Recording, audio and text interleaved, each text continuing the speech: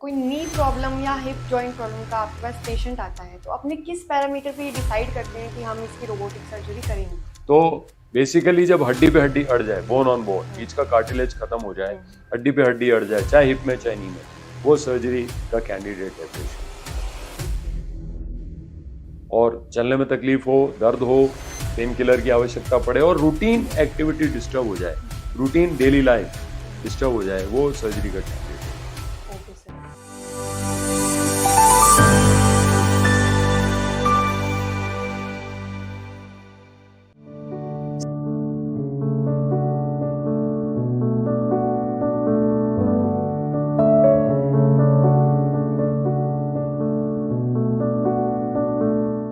स्वागत है आपका रक्षक में, एक ऐसा कैंपेन जो आपको सिखाता है कि कैसे आपका एक टाइमली एक्शन किसी की भी जान बचा सकता है।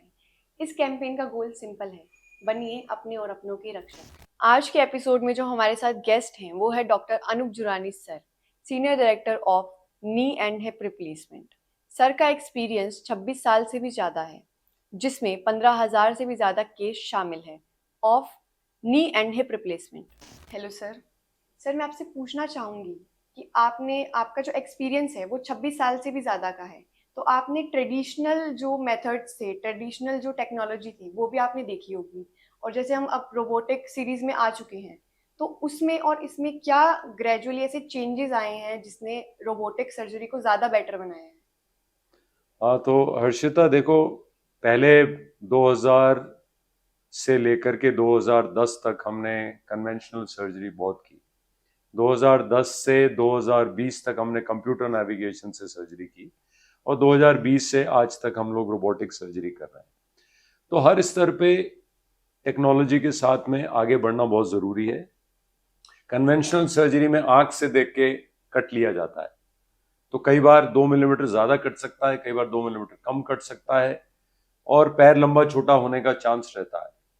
रोबोटिक सर्जरी में हम लोग पहले सीटी स्कैन करते हैं, पहले पेशेंट का सारा डेटा लेते हैं और एग्जैक्ट बोन उतना ही काटते हैं जितना कि रिप्लेस करते हैं। तो दोनों पैरों का जब ऑपरेशन करते हैं तो लेंथ में कोई फर्क नहीं होता और अलाइनमेंट में सबसे इंपॉर्टेंट है, दोनों पैरों का जो अलाइनमेंट है वो सेम होना चाहिए।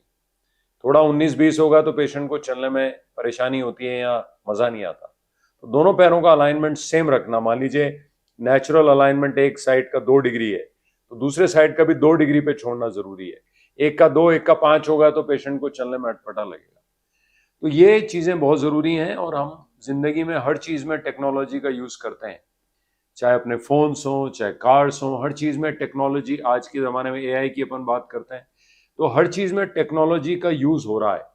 पर सर्जरी अनफॉर्चुनेटली अभी भी सब जगह मैनुअल होती है, पर हमने हमेशा टेक्नोलॉजी के साथ हम लोग आगे बढ़े हैं और हम लोग अभी वर्ल्ड का जो लेटेस्ट एंड बेस्ट मेको रोबोटिक टेक्नोलॉजी है उसको यूज कर रहे हैं। That is only one in Rajasthan. Okay sir. Sir जैसा कि आपने सर्जरी के बारे में, प्रोसीजर के बारे में बताया, तो एक रोबोटिक सर्जरी अभी नई नई आई है, तो एक जो नॉर्मल पेशेंट है या नॉर्मल पर्सन है वो ये सोचेगा कि रोबोटिक सर्जरी है तो इस प्रोसीजर में जो मैनुअल है काम, जो डॉक्टर्स का काम है रोबोट के साथ साथ, तो डॉक्टर उसमें क्या रोल प्ले करता है और रोबोट उस प्रोसीजर में क्या रोल प्ले ये करता बहुत अच्छा सवाल पूछा आपने। पेशेंट्स में काफी कंफ्यूज होते हैं, उन्हें लगता है रोबोट सर्जरी करता है। रोबोट सर्जरी नहीं करता, सर्जरी हम करते हैं। एक रोबोटिक आर्म होता है जो हमारे हाथ में होता है इस तरह से। है? तो हाथ से काटना, आंख से देख के काटना में मैंने आपको बताया एरर रह सकता है, पर एक बार रोबोट में हमने फीड किया कि मान लो 8 मिलीमीटर काटना है 2 डिग्री पे, तो वो 8 मिलीमीटर 2 डिग्री पे ही काटेगा। आंख से देख के हमको पता नहीं लगता कि 2 पे कटा कि 5 पे कटा, 8 कटा कि 10 कटा, कोई मेजर करने का तरीका नहीं है।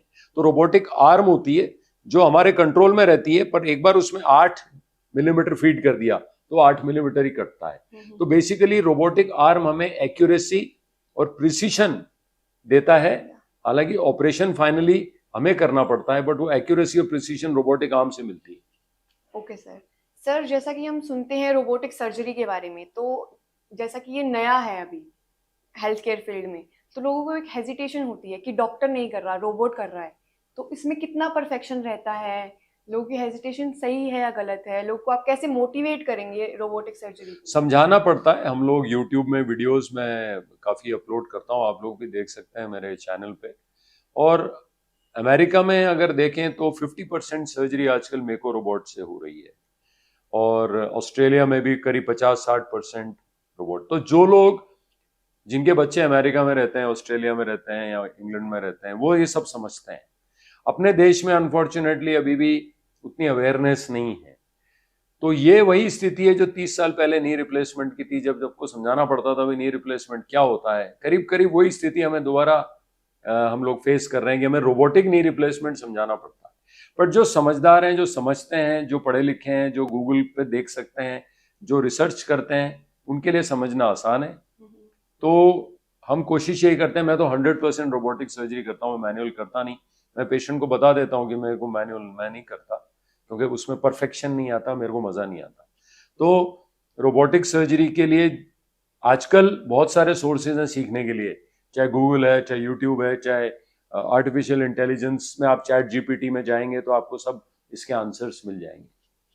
सर, जैसा कि हम जानते हैं कि एक मिथ है कि ये जो रोबोटिक सर्जरीज हैं नीज की, हिप की, ये बुढ़ापे से रिलेटेड है, क्योंकि बुढ़ापे में अपना नी में दिक्कत आती है, हिप जॉइंट में दिक्कत आती है। तो क्या एक जो यंग मैन है या जो एक एडल्ट है, क्या वो भी ये करवा सकता है? यंग के लिए एक्चुअली ज्यादा फायदेमंद है, क्योंकि मान लीजिए कोई 50 साल की लेडी है या 50 साल का आदमी है जिसके दोनों नीज या एक नी खराब हो गया है, वो भागना चाहता है। अब कन्वेंशनल सर्जरी में हम कभी नहीं बोलते थे कि आप भाग सकते हैं। रोबोटिक में मैं कॉन्फिडेंटली कह सकता हूँ कि आप जॉग कर सकते हैं, आप टेनिस खेल सकते हैं, आप जमीन पे आलती पालती मार के बैठ सकते हैं। क्योंकि रोबोटिक सर्जरी में प्रिसीशन के अलावा एक फायदा और है कि लिगामेंट्स कट नहीं होते। कन्वेंशनल सर्जरी में चीरा भी बड़ा लगता है, रोबोटिक सर्जरी में चीरा इतना लगता है, कन्वेंशनल में इतना लगता है। और रोबोटिक सर्जरी में लिगामेंट्स नहीं कटते, तो नॉर्मल लिगामेंट्स के साथ में पेशेंट दौड़ भी सकता है, जमीन पे ही बैठ सकता है, और एक नॉर्मल एक्टिव लाइफस्टाइल लीड कर सकता है। तो यंग के लिए बहुत एडवांटेज है, ओल्ड के लिए भी एडवांटेज है, क्योंकि ओल्ड पेशेंट चाहता है कि मैं सेंट्रल पार्क में घूमूं, तो वो मैनुअल सर्जरी में कई बार पॉसिबल नहीं होता, क्योंकि दोनों पैरों का अलाइनमेंट सेम नहीं बैठता, पैर छोटा बड़ा थोड़ा बहुत रह सकता है। बट रोबोटिक में एग्जैक्ट अलाइनमेंट दोनों का सेम और एग्जैक्ट लेंथ सेम रहती है। तो इसीलिए रिजल्ट में वो 10-20% बेटर रिजल्ट्स आते हैं रोबोटिक सर्जरी में। तो चाहे यंग हो, चाहे ओल्ड, चाहे मीडियम, सब पूरे स्पेक्ट्रम के लिए रोबोटिक सर्जरी है। ओके सर, जैसा कि हम समझ पा रहे हैं रोबोटिक सर्जरी के बाद एक मेजर सर्जरी है ये। मेजर अब नहीं रही है, अब इंटरमीडिएट हो गई। पहले मेजर हुआ करती थी, क्योंकि उसमें खून बहुत निकलता था, चीरा इतना बड़ा लगता था, लिगामेंट्स कटते थे, 2-2 यूनिट ब्लड चढ़ाना पड़ता था। अब रोबोटिक सर्जरी में मेरा ब्लड ट्रांसफ्यूजन रेट 1% से भी नीचे है, यानी कि मैं अगर 100 ऑपरेशन करता हूँ दोनों घुटनों के, तो केवल एक पेशेंट में ब्लड लगता है। तो मैं इसमें चीरा छोटा और लिगामेंट्स नहीं कटने की वजह से अब ये मेजर सर्जरी नहीं रही, इंटरमीडिएट ग्रुप में आ गई। माइनर भी नहीं है, पर बीच का हो गया, इंटरमीडिएट ग्रुप बोलते हैं हम। तो ब्लड ट्रांसफ्यूजन नहीं होता, पेशेंट सेफ रहता है, पेशाब की नली भी नहीं लगती, कैथेटर नहीं लगता, फर्स्ट डे खड़ा हो गया वो पेशेंट यूरिन पास कर लेता है, और सेम डे खड़ा हो गया, नेक्स्ट दिन एक्सरसाइज सीख के तीसरे दिन घर चले जाते हैं। तो अब ये मेजर सर्जरी नहीं रही है एक्चुअली। तो सर, इसमें रिकवरी और रिहैबिलिटेशन का क्या रोल है इस सर्जरी में? ये बहुत अच्छा क्वेश्चन पूछा आपने। देखिए, पहले आपने सुना होगा कन्वेंशनल सर्जरी में 2-3 महीने लोग फिजियोथेरेपी कराते रहते थे। रोबोटिक सर्जरी में एक्सरसाइज के लिए किसको घर बुलाने की आवश्यकता नहीं, क्योंकि लिगामेंट बैलेंस इतना परफेक्ट होता है, घुटना आराम से मुड़ता है। तो पेशेंट जब हॉस्पिटल से जाता है तो 0 to 100 पेशेंट खुद ही मोड़ लेते हैं। तो मैं बिल्कुल सख्त खिलाफ हूं घर पे फिजियोथेरेपिस्ट को भेजने के, क्योंकि वो जोर जबरदस्ती करते हैं, दर्द करते हैं, पेशेंट परेशान होते हैं। सेल्फ एक्सरसाइज, सेल्फ रिहेबिलिटेशन का मैं बहुत प्रोपोनेंट हूं, और अधिकतर पेशेंट्स खुद एक्सरसाइज करते हैं। तो किसी का घर पे जाके करना, दर्द करने की जरूरत नहीं है, पेशेंट खुद कर लेते हैं और 15-20 दिन में बढ़िया वॉक करते हैं आराम से। ओके सर, कोई नी प्रॉब्लम या हिप जॉइंट प्रॉब्लम का आपके पास पेशेंट आता है, तो अपने किस पैरामीटर पे ये डिसाइड करते हैं कि हम इसकी रोबोटिक सर्जरी करेंगे? तो बेसिकली जब हड्डी पे हड्डी अड़ जाए, बोन ऑन बोन, बीच का कार्टिलेज खत्म हो जाए, हड्डी पे हड्डी अड़ जाए, चाहे हिप में चाहे नी में, वो सर्जरी का कैंडिडेट है पेशेंट। ओके। और चलने में तकलीफ हो, दर्द हो, पेन किलर की आवश्यकता पड़े, और रूटीन एक्टिविटी डिस्टर्ब हो जाए, रूटीन डेली लाइफ डिस्टर्ब हो जाए, वो सर्जरी का कैंडिडेट है। Okay sir. सो सर, आप ऑडियंस को ऐसी क्या टिप्स देना चाहेंगे कि उनको कोई दिक्कत नहीं आए, नी में कोई प्रॉब्लम नहीं आए, हिप में कोई प्रॉब्लम नहीं आए, जो अब तक नहीं है उनको प्रॉब्लम, बट स्टिल आगे आ सकती है? हाँ, तो इसके लिए prevention is the best cure. Prevention के लिए हम लोग एक तो वेट कंट्रोल में रखना चाहिए सबको। नंबर 1, लेडीज जब 55-60 के बाद हो जाए तो कैल्शियम, विटामिन डी लेना चाहिए। मेन को अल्कोहल, स्मोकिंग और इससे थोड़ा दूर रहना चाहिए। डेली एक्टिव लाइफ लीड करनी चाहिए, एक्टिविटी खूब करनी चाहिए, चलना खूब चाहिए, और कोई भी चोट लग जाए तो उसको निगलेक्ट नहीं करना चाहिए। ये 5 चीजें हैं जिससे आर्थराइटिस को प्रिवेंट किया जा सकता है या डिले किया जा सकता है। पर जब हो जाती है आर्थराइटिस, मतलब बोन ऑन बोन, तब फिर ऑपरेशन एकमात्र विकल्प बचता है। सर, आपकी इतनी बड़ी जर्नी रही है 26 सालों की, तो इसमें कोई ऐसा केस आया हो जिसने आपको बहुत ज़्यादा इनकरेज किया हो, बहुत ज़्यादा आपके लिए मेमोरेबल रहा हो, उसके बारे में आप क्या बताना चाहेंगे? हाँ, तो बहुत केसेस आते हैं, पर मेरे को मुश्किल केसेस करने का काफी शौक है। तो जो रिवीजन केसेस होते हैं, यानी कि बिगड़ जाते हैं जो केसेस, उनको सही करने में काफी अच्छा लगता है। 2-3 बार सर्जरी हो जाती है, फिर भी सफल नहीं होते। अभी एक मैंने लेडी की थी, वो 85 ईयर ओल्ड थी, कहीं और से उनका हिप रिप्लेसमेंट हुआ था, वो बार बार निकल रहा था, डिसलोकेशन बोलते हैं उसको। हमने डुअल मोबिलिटी सॉकेट से वापस बैठाया और यहाँ से चला के भेजा। तो ऐसे कई केसेस आते हैं। बट रिवीजन जो केसेस होते हैं, रिवीजन मतलब जो बाहर बिगड़ गया हो उसको दोबारा ठीक करना, वो काफी चैलेंजिंग होता है। तो नी और हिप हम काफी करते हैं रिवीजन केसेस, और वो हर केस डिफरेंट होता है, हर केस बड़ा चैलेंजिंग होता है। जी सर, मैं आपसे ये जानना चाहूंगी कि फोर्टिस में ऐसी कौन सी टेक्नोलॉजी है रोबोटिक सर्जरी को लेके जो इसको अलग बनाती है बाकी हॉस्पिटल से? हाँ, तो हमारे पास मैंने आपको जैसे बताया मेको रोबोट है, जो यूएस एफडी अप्रूव्ड रोबोट है। रोबोट सिस्टम भी बहुत सारे हैं, कई इंडियन चाइनीज भी मिलते हैं, वो इतना इफेक्टिव नहीं है। पर मेको जो यूएस एफडीए रोबोट है, वो राजस्थान में केवल हमारे पास है, केवल मेरे पास है, और वो मैं उसको बहुत यूज करता हूँ। और वो वर्ल्ड की बेस्ट टेक्नोलॉजी है। आप गूगल पे कोई भी पढ़ सकता है, यूट्यूब पे देख सकते हैं। मेको robotic US FD approved robot जो है, ये राजस्थान में केवल मेरे पास है, और बहुत इफेक्टिव है, बहुत अच्छे उसके रिजल्ट्स हैं। जी सर। सर, मैं आपसे जानना चाहूंगी कि नी रिप्लेसमेंट तो बहुत कॉमन है, हम सबने सुना होगा, पर हिप रिप्लेसमेंट को लेके रोबोटिक सर्जरी का क्या रोल है? हाँ, तो हिप रिप्लेसमेंट के केसेस भी बढ़ रहे हैं कोविड के बाद में, क्योंकि बहुत लोगों ने स्टीरॉयड लिया, और स्टीरॉयड लेने से हिप खराब हो जाता है, हिप में एवास्कुलर नेक्रोसिस हो जाता है, तो हिप का मूवमेंट खत्म हो जाता है और पेन होने लगता है, और वो अधिकतर दोनों हिप्स में होता है। तो उसमें यंग पेशेंट बहुत हैं हिप रिप्लेसमेंट के, और हम लोग रोबोटिक मेको रोबोट से हिप रिप्लेसमेंट भी कर रहे हैं। हिप रिप्लेसमेंट में सबसे ज्यादा कन्वेंशनल सर्जरी में जो प्रॉब्लम होती है, पैर छोटा बड़ा हो जाता है। और रोबोटिक्स में एग्जैक्टली हम लोग मेजर कर लेते हैं। मेरे यूट्यूब पे वीडियोस भी अगर आप देखेंगे हिप रिप्लेसमेंट पे, तो एग्जैक्ट लेंथ हम दोनों पैरों का सेम देते हैं, 2-3 मिलीमीटर का फर्क भी नहीं रहता।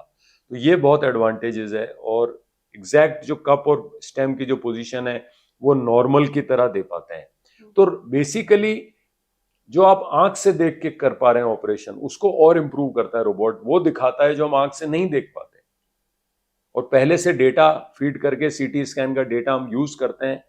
वो करने के लिए जो आंख से अंदाजे से होने की जगह हम लोग डेटा ड्रिवन और प्रिसीशन ड्रिवन हो जाते हैं। रोबोट ज्यादा इफेक्टिव है जी ट्रेडिशनल सर्जरी से? जी।